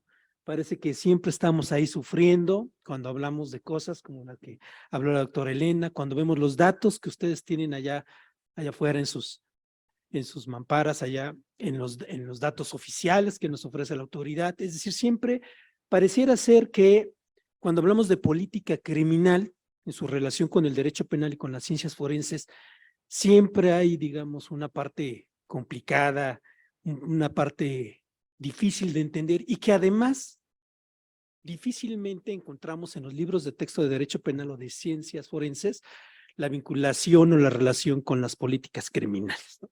Por lo menos conceptualmente hablando. Lo voy a poner acá. No, parece que no se deja. Bueno, si me quiere pasar, compañero. Voy a iniciar brevemente con este pequeño, digamos, no advertencia, pero sí comentario, donde cuando hablamos de política criminal, el problema está dividido básicamente en 2 conceptualizaciones. Y uno de los problemas que se presenta al día de hoy, básicamente, el conocimiento epistemológico es que todo es relativo. Y todo es tan relativo que aquello que incluso, dice ahí la nota que pongo ahí, aquello que parece axiomático, que es comprobable y verificable, pues siempre tiene un punto de cuestión. Y ese es básicamente uno de los problemas entre la ciencia forense, la política criminal y el derecho penal. Lo que voy a hacer entonces, a partir de ahora, la siguiente, por favor, es esbozar cuáles son los ejes críticos de la política criminal que nos vinculan o que nos desvinculan y cuáles son los trabajos o las sugerencias que al menos podríamos hacer. Es decir, es un trabajo muy dirigido a la reflexión de ustedes, estudiantes, que son los que van a tomar la siguiente batuta en las siguientes generaciones y que probablemente nos ayudarán a que en las siguientes conferencias no demos datos melancólicos. Bueno, la que sigue, por favor. Bueno, ya vamos en la siguiente. Bueno, aquí está la primera. Cuando hablamos de política criminal, básicamente tenemos dos enfoques, decía yo. Uno, que refiere a una, si quiere así, no hay problema, a una definición abierta y a una definición restringida. Y tenemos también, por otro lado, una definición de derecho penal que nos hace el menudo favor en la política criminal de acotarnos.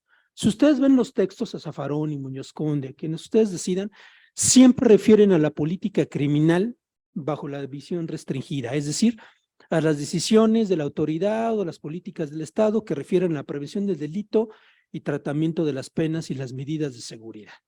Por lo tanto, y esencialmente, tendremos que estar ligados a los modos de la acción preventiva negativa y a la prevención positiva, es decir, al delito y a la pena.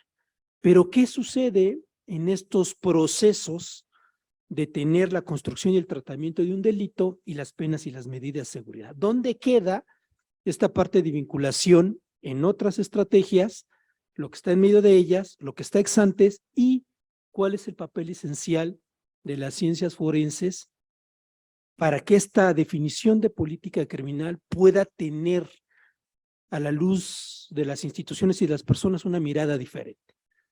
Es importante también hacer mención que aquí voy a insertar, por lo menos de referencia, esta parte de la transaccionalidad, porque es un punto en el que, al menos desde la política criminal restringida, nos hace ver ciertas cosas como de manera periférica y no como de manera integral. Por lo tanto, los resultados, como se decía en la ponencia previa a esta mesa, a veces el actuar respecto de controles preventivos restringidos del derecho penal nos lleva a violaciones de derechos humanos o nos lleva a no mirar cuestiones que producen desigualdad o nos lleva a observar cuestiones que son ex antes, problemas económicos o de integración o de vinculación de nosotros en la sociedad y en nuestras relaciones personales y que tendrían que poderse resolver en la definición de la política criminal, el derecho penal y las ciencias forenses. Por lo tanto, la otra definición, la definición abierta, la definición amplia de política criminal, nos refiere, dice Juan Bustos, a un conjunto de procesos sociales, económicos, políticos, sociales, jurídicos, a través de los cuales se determina, ojo, se determina aquello que puede ser la construcción del delito o aquello previo a las consecuencias que nos llevan a los delitos que ya están establecidos en las normas. Consecuentemente, también nos lleva a que todo lo que sucede en la estrategia de desarrollo del control y el tratamiento del delito, control y tratamiento, aquí entran las ciencias forenses, tendrían que llevarnos a entender la lógica de las consecuencias de la pena privativa de libertad o de otras formas de las penas o las medidas de seguridad, como por ejemplo, ¿qué pasa ex post? ¿Qué pasa cuando las personas salen? ¿Y qué fue lo que hicimos desde las estrategias de la política criminal y desde las estrategias de las ciencias forenses? La siguiente, por favor. Un problema, digamos, muy nominal que tiene la política criminal cuando hablamos de la definición abierta es que hoy día es todo tan complejo, es decir, es tan vasto el desarrollo del ser humano, el desarrollo urbano, todo lo que trae consigo, que por lo tanto lo que se hace desde una mirada de la política criminal es pensar en la contención de los problemas.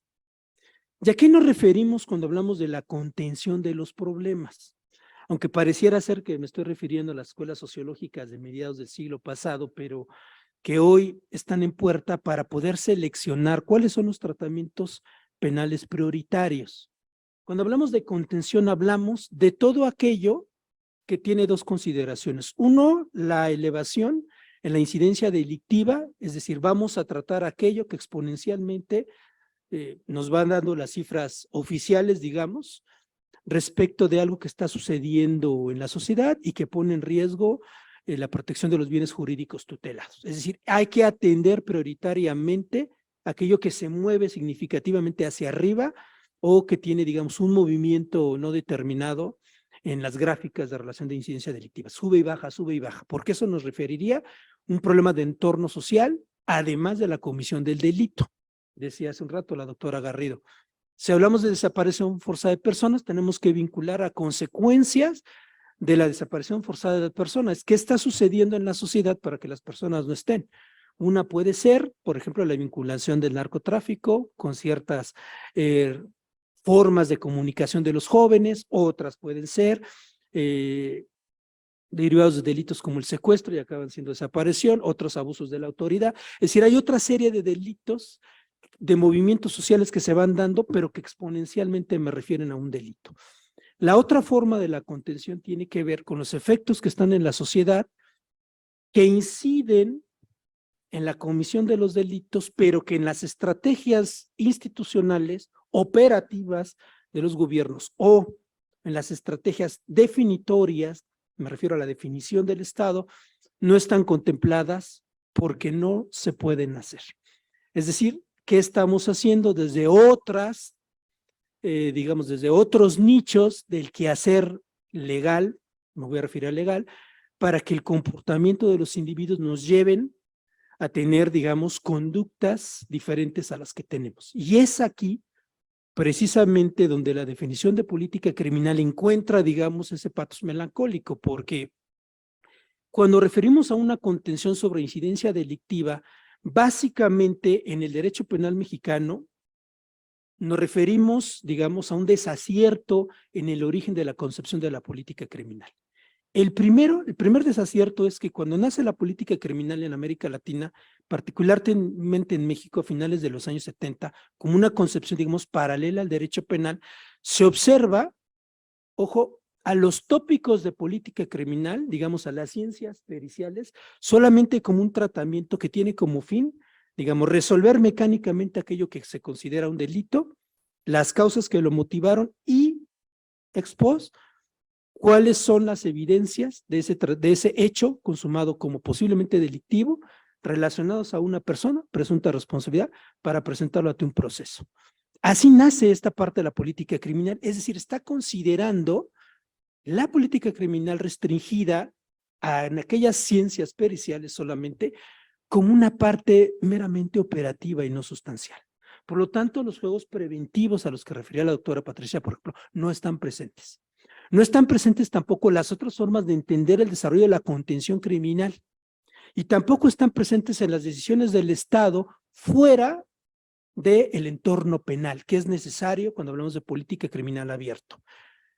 Ahora tenemos otro problema, que ya no hablamos por sí o per se en sí mismas de ciencias penales como una mera parte operativa, sino como toda una construcción de conocimiento científico que nos revela, entre otras cosas, no solamente la posible consumación de un hecho presumible de delito, sino, por ejemplo, la búsqueda de la verdad, sino, por ejemplo, las determinaciones de las formas en las que se reproduce la violencia, las desigualdades. Esa parte es fundamental. Pero desafortunadamente este constructo de las ciencias forenses, que aún se arropan como una necesidad de observación y de práctica en la política criminal, empiezan a chocar, digamos, en ciertas medidas con los controles restringidos del derecho procesal penal. Voy a poner algunos ejemplos. Cuando se determina, por ejemplo, para visualizar los efectos que sufre una persona que se vuelve víctima en su condición de tiempo y espacio, por ejemplo, de un delito sexual, ¿verdad?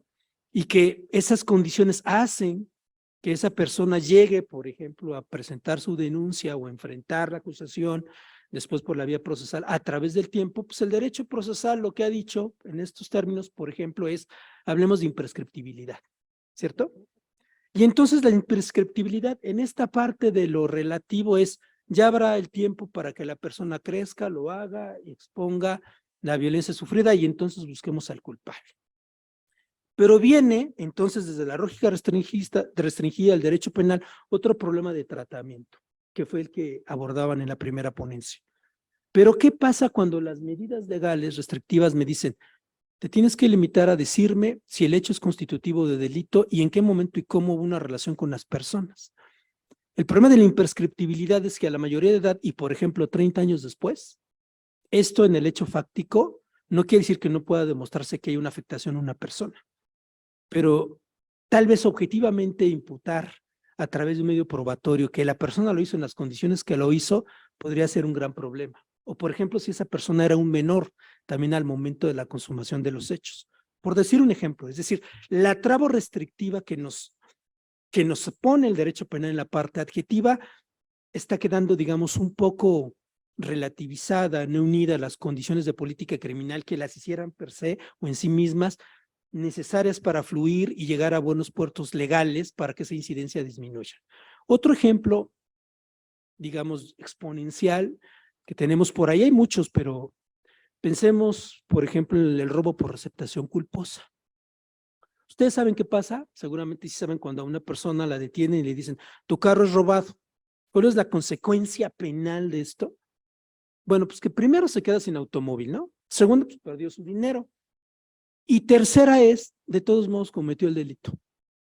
Es decir, ¿cuáles son las condiciones preventivas por las cuales un sujeto, que dice el derecho, no está obligado a lo imposible, hizo todo lo que el Estado le dio como una forma ex ante al delito, incluso las institucionales, como por ejemplo ir a Rapid, ¿no? Que se lo revisen los agentes de investigación, etcétera, para que todos esos elementos de convicción, ¿verdad? Que después fueron elementos para probar, resultan que son irrelevantes a la hora de acusar a una persona que es inocente bajo un contexto social. Es decir, se queda otra vez sin dinero, sin carro y además señalado por la comisión de un delito. A menos que eso, y dependiendo del juez, ya lo veríamos en otra ocasión, ¿verdad? Nos lleve a que alcanzara su libertad, ¿no?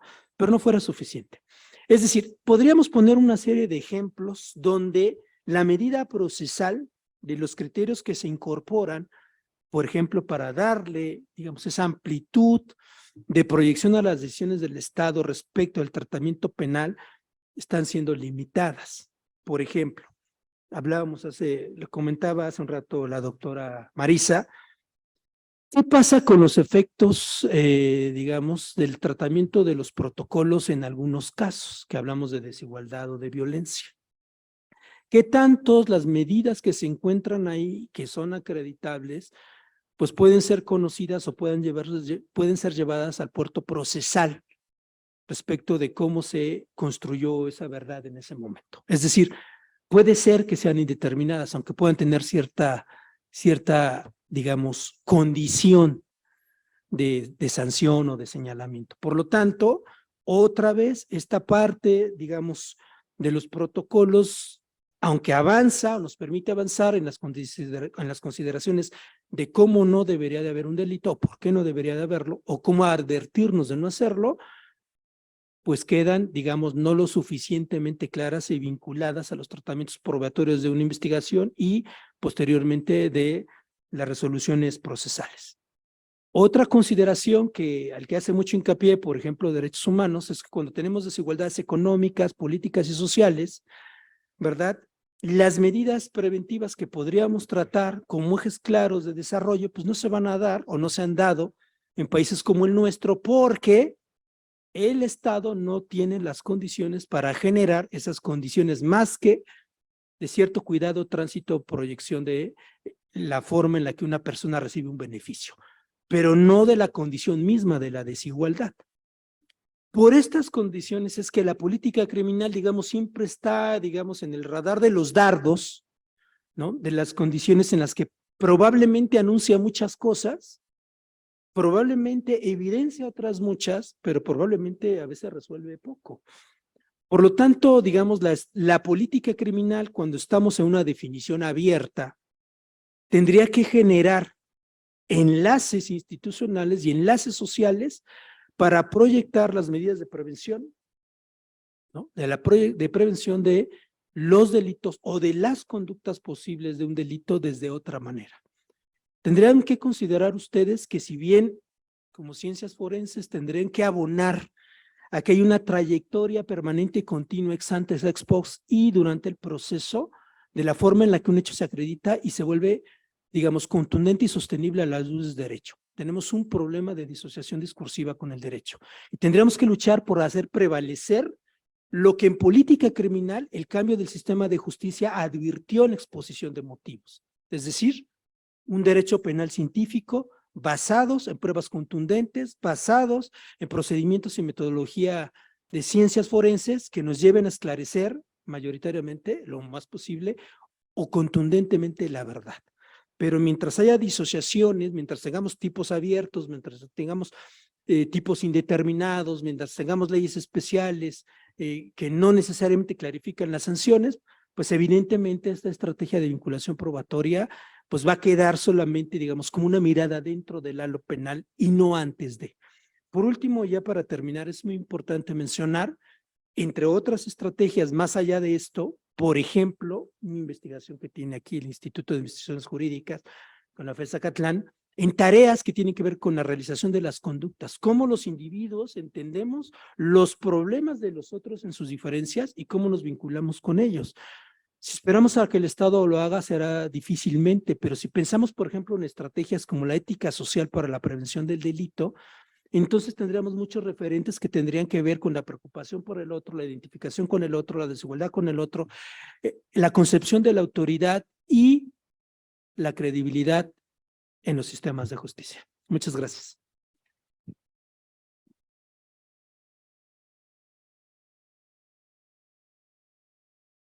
Muchísimas gracias. Pues es cierto que esta mesa empezó tarde, entonces yo quisiera darle solo unos minutitos más para ver si alguien aquí en el auditorio quiere hacer alguna pregunta o algún comentario. Nos da tiempo de algunos pocos y muy breves.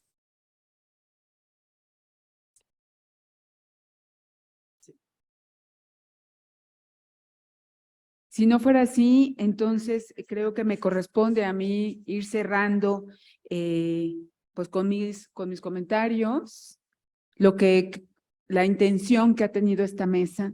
Esta mesa ha tenido el propósito de hablar sobre los problemas de violencia, estos problemas en los que están inmersos no solo las víctimas, sino también los victimarios y toda la sociedad en general, y que no solo se contextualizan en el ámbito penal, sino que se contextualizan en todos los demás ámbitos sobre los cuales opera esta vivencia del día a día. No les estoy contando, no les hemos hablado de cosas que no son ajenas. Los temas que aquí se han hablado son problemas lamentablemente cotidianos y lamentablemente recrudecidos. Cuando se habla de política criminal, que es el tema que tocó el doctor al final, bueno, es ver al derecho penal más allá de lo que es, ¿no? Es contextualizarlo en sus efectos, en sus orígenes y en qué actitudes debería de tomarse desde el Estado y también en el ámbito social para prevenir, tratar y luego sanar el entramado social. El tema que tocó la doctora Elena Saola destaca porque se ha enfocado en un problema que tenemos hoy día en México y que salió a la luz a partir de Ayotzinapa. Hace ya 9 años que esto ocurrió.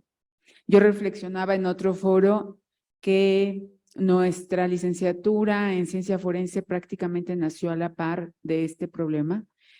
Cuando estábamos inaugurando nuestro edificio, acababa de ocurrir lo que sucedió en Ayotzinapa, y lo que sucedió es que se empezaron a buscar a los muchachos y se abría una fosa y se abría otra y no estaban, y se abrían más fosas y no estaban, pero se encontraban cuerpos, se encontraban fosas.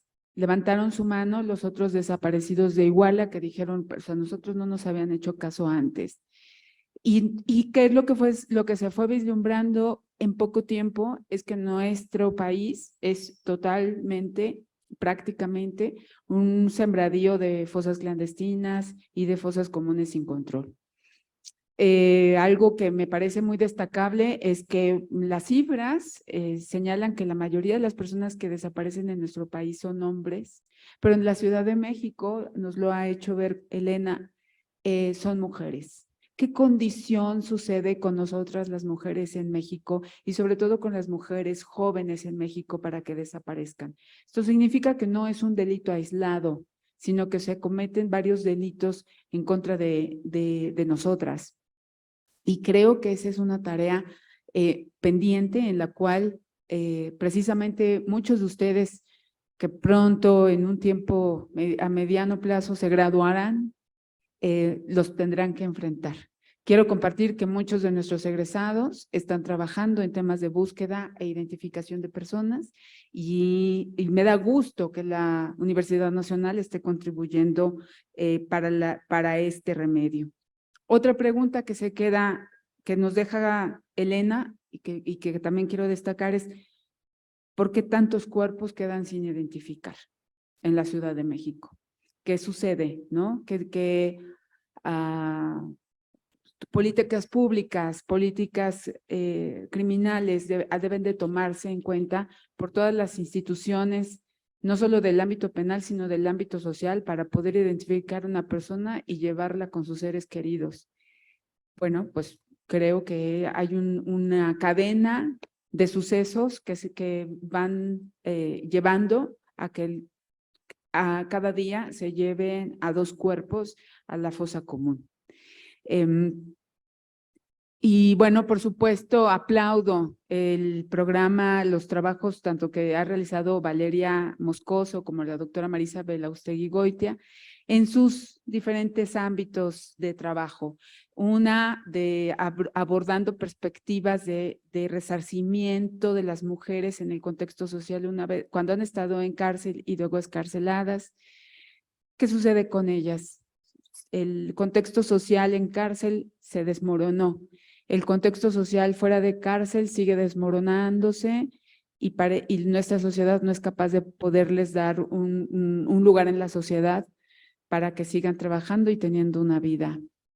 Y bueno, pues Valeria no nos habló en esta ocasión de ello, pero está siempre acompañando en los temas muy crudos. No voy a decir que son los más crudos porque no podemos ya aquilatarlo, pero sí es los problemas muy crudos que tienen que ver con tortura y que digan lo que sea respecto de esto a las autoridades. Sí sucede en nuestro país, sí sucede en nuestra ciudad y tenemos también que estar preparados para conocer las metodologías de su estudio, de su prevención, de su acompañamiento y de la reparación del daño. Muchísimas gracias a esta mesa espléndida, gracias a sus integrantes por haber participado esta mañana, gracias a ustedes. Les vamos a entregar una constancia de agradecimiento por su participación.